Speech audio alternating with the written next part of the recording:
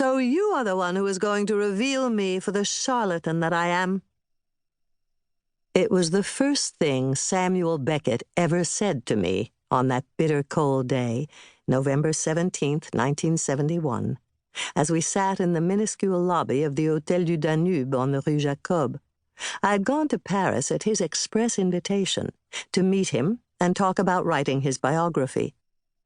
We were originally scheduled to meet on November 7th, and for 10 days I had no idea where he was because he never showed up and never canceled.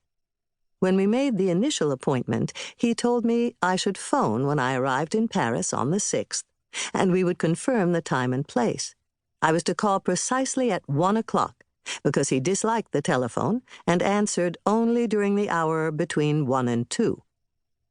When he did not pick up, I spent that hour phoning every 5 minutes, becoming more anxious and upset each time as I let it ring and ring. In those days, Paris had a system of pneumatiques, little blue messages that looked like telegrams and went through tubes all over Paris to be delivered within the hour. I wrote several little blue pneus during the days that followed, and still I did not hear from Beckett.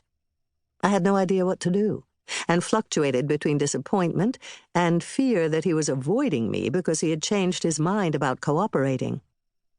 And yet I did not think anyone could be so deliberately callous and cruel, so I set about keeping other appointments related to the book I wanted to write until I could find out what was going on with him.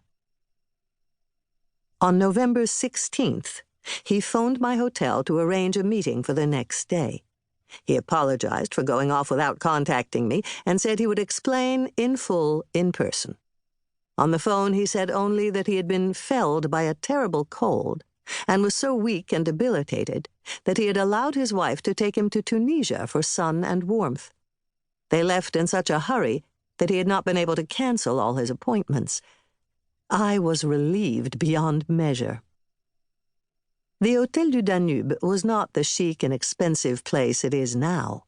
In 1971, it was a $19 a night shabby dump favored by poor graduate students and budget tourists. The hotel was in such poor repair that there had been neither heat nor hot water for the 24 hours before our meeting, so there was no coffee at breakfast and no hot bath. The only staff around to deal with disgruntled lodgers were the 2 Portuguese maids, whose French accents were so incomprehensible that I did not know whether the inconvenience was the result of yet another of the many utility strikes that roiled Paris that winter, or if the decrepit plumbing and heating had simply given out.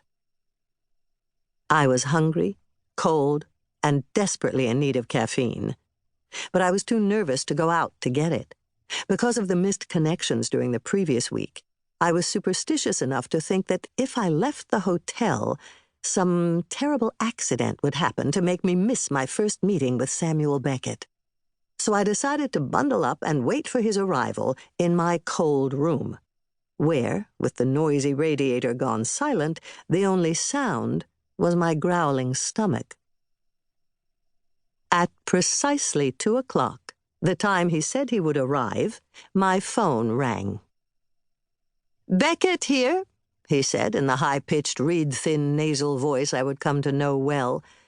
I mumbled something into the receiver as I slammed it down and bolted for the stairs to the lobby, where I found Samuel Beckett peering intently into the gloom through which I had made my clattering descent.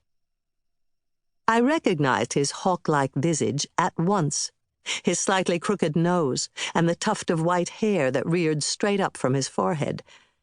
I don't think I have ever met anyone whose physical reality was so accurately captured in photographs. He was a tall man, but I was also struck by the discrepancy between his elongated torso and his legs, which appeared short in comparison.